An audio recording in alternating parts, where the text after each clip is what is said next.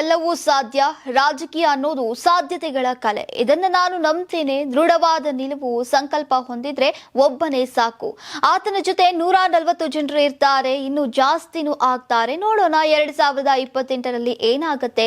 ಹೀಗಂತ DCM DK Shivakumar ಅವರು ಕುತೂಹಲಕಾರಿಯಾಗಿ ಮಾತನಾಡಿದ್ದಾರೆ.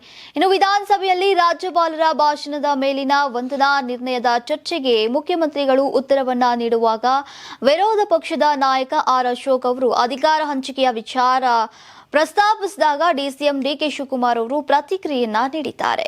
ಯಾರು ಏನ್ ಬೇಕಾದ್ರೂ ಮಾತನಾಡಲಿ, ನಾನು ತಲೆ ಕೆಡಿಸ್ಕೊಳ್ಳೋದಿಲ್ಲ. ನಾನು ವಿದ್ಯಾರ್ಥಿ ನಾಯಕನಿಂದ ಬೆಳೆದು ಬಂದವನು. ನನ್ನದೇ ಆದಂತಹ ಮೌಲ್ಯಗಳನ್ನ ಪಾಲಿಸಿಕೊಂಡು ಉಳಿಸಿಕೊಂಡು ಬಂದಿದ್ದೇನೆ. ಪಕ್ಷ ನನಗೆ ಚಿಕ್ಕ ವಯಸ್ಸಿಗೆ ಟಿಕೆಟ್ ಕೊಟ್ಟಿದ್ದು ಇಲ್ಲಿಯವರೆಗೂ ಬೆಳೆದಿದ್ದೇನೆ. ಈಗ ರಾಜಕೀಯದಲ್ಲಿ ಏಳು ಬೀಳು ಸಹಜ.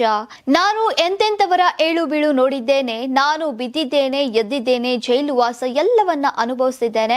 ಇನ್ನು 1 ತಿಂಗಳು ಕಳೆದ್ರೆ ನಾನು ಪಕ್ಷದ ಅಧ್ಯಕ್ಷನಾಗಿ 6 ವರ್ಷ ಪೂರ್ಣಗೊಳ್ಳುತ್ತೆ. ಸಿಎಂ ಸಿದ್ದರಾಮಯ್ಯ ಅವರು ಸೇರಿದಂತೆ 139 ಶಾಸಕರು ನನ್ನ ಬಲ. ಈಗ ಸಿದ್ದರಾಮಯ್ಯ ಅವರು 100% ನನ್ನ ಜೊತೆಗಿದ್ದಾರೆ. ಇದರಲ್ಲಿ ಬೇರೆ ಪ್ರಶ್ನೆ ಇಲ್ಲ. ನಾವಿಬ್ಬರು ಪರಸ್ಪರ ಕೈ ಜೋಡಿಸಿ ಜೊತೆಯಾಗಿ ಕೆಲಸವನ್ನ ಮಾಡಿಕೊಂಡು ಹೋಗ್ತಾ ಇದ್ದೇವೆ. ಮುಂದೆಯೂ ಕೆಲಸವನ್ನ ಮಾಡ್ತೇವೆ. ನಾವು ಜನಕ್ಕೆ ಮಾತು ಕೊಟ್ಟಿದ್ದು ಆ ಮಾತನ್ನ ಉಳಿಸಿಕೊಳ್ಳೋಕೆ ಕೆಲಸವನ್ನ ಮಾಡ್ತೇವೆ. ನಾವು ನುಡಿದಂತೆ ನಡೀತಾ ಇದ್ದೇವೆ, ಮುಂದೆಯೂ ನಡೀತೇವೆ. ಇದರಲ್ಲಿ ಯಾವುದೇ ಗೊಂದಲ ಬೇಡ.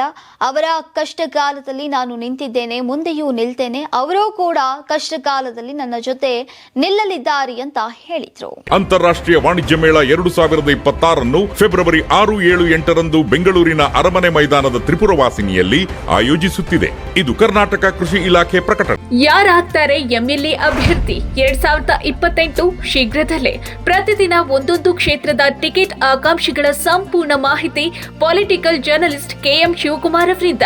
ಕರ್ನಾಟಕದ ನಂಬರ್ 1 ಡಿಜಿಟಲ್ ಮೀಡಿಯಾ ನಿಮ್ಮ ನೆಚ್ಚಿನ ಕರ್ನಾಟಕ ಟಿವಿಯಲ್ಲಿ ಮಾತ್ರ.